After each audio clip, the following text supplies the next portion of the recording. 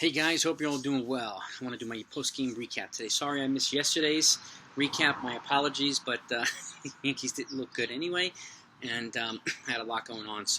But I'm here today, and I just want to go over the recap. The Yankees did drop the series. They were swept actually by the Rays at home by a score of 4-2 today. Gerrit Cole pitched. He pitched well. There were 3 runs. 3 runs. Only 2 of them were earned. The Yankees were really sloppy in the defensive front, particularly Aaron Hicks and Odor. Just made some poorly timed plays and errors and stuff like that. But Cole was solid. He also had 10 strikeouts.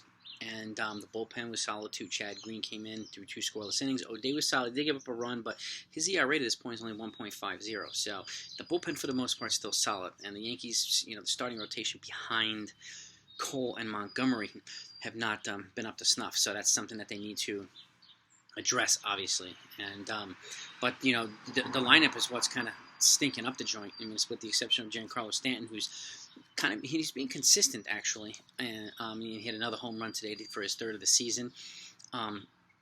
Everybody, the majority of the lineup is just not really doing it and not really performing. And this might be an opportunity now for the manager and for the GM to bring up a few guys. Sit Aaron Hicks. He's not performing. Sit the guy.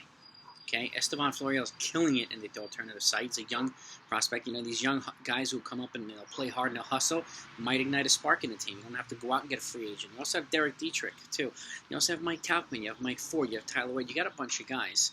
And some of the guys that that have been with the team for a while, that have performed, that are well-liked. But a young kid like Esteban Florial, he might come up and do something. But I think it's time to sit Hicks for a bit because he's not performing, period. If the starters don't perform, you sit them for someone else, and if they perform, then you ride with it. It's that simple. And this is, I think, a necessary thing for the Yankees to do right now. Florial's killing it, and there'll be some other young guys. The bullpen's going to need another piece. With Zach Britton's coming back, I should say the rotation's going to need another long man. And I've been saying Ullis Chassin, but he signed with the Colorado Rockies. So, it's we're at a kind of weird spot. The Yankees are 5-10. They clearly stink. The only team that has more losses than them in the major leagues is the Rockies. So we're gonna see what the Yankees are gonna have to do. Obviously, as much as patience is preached, they have to actually do stuff. They have to bench starters who are not performing consistently. Period.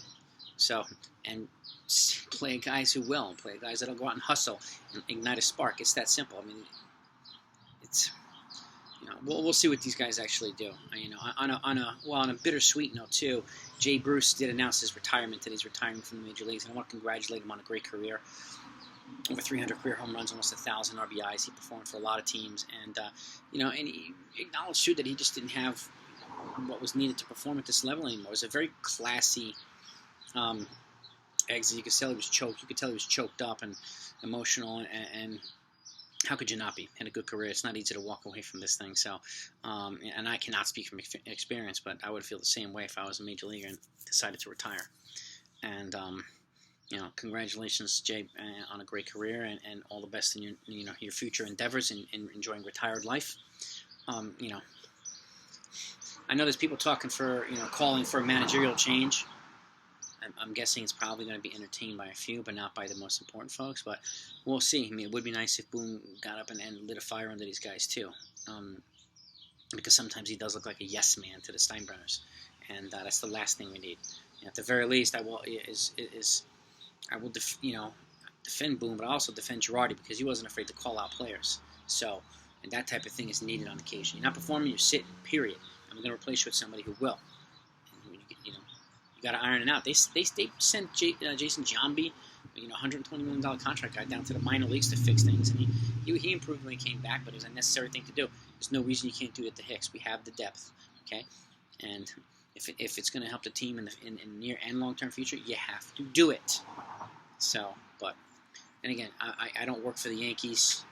I'm not the GM. I'm not the whoever else, the executive on the Yankees. So, but I am a diehard Yankee fan, as you know, and a lot of other folks that watch this are Yankee fans too. And the bottom line is, our team stinks, and they need to do some things to get themselves out of the rut, and that's all encompassing. pitching behind Cole and Montgomery. The bullpen not so much. The lineup, yes, the lineup stinks, and you have to call out everybody. Don't just call out Clint Frazier. You got to call out Aaron Judge. You got to call out Brett Gardner. You got to call these guys out. They're regulars. Call them out. Okay, even though they're loved, they're the face of the front. Doesn't matter. They're not performing. You call them out. Period. So that's just the way it is in Major League Baseball, especially Yankee fans. They're vocal fans. Got to do it. And I'm not a fan of the throwing things onto the field and stuff like that. But booing is justified.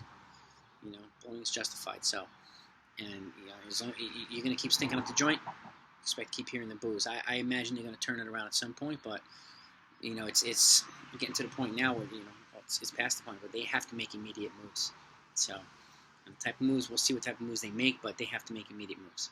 So I know they brought back Brooks Kriske for some pitching depth and stuff like that, but something needs to be done, and it's got to be done today, not tomorrow, not next week. So that's my recap for the Yankees today, and my next video I'm actually going to put out my most pleasantly surprising players in Major League so far. People who might not think have been playing really, really great, but that are. So keep your eye on that, and I've got a bunch of other videos coming. Obviously, they're off tomorrow, but I'll be doing my post-game recap again on Tuesday. So be on the lookout for that. Hit that subscribe button if you want to see it, and the notification so you don't miss it. Appreciate all of your support. Thanks for watching, and I'll talk to you tomorrow.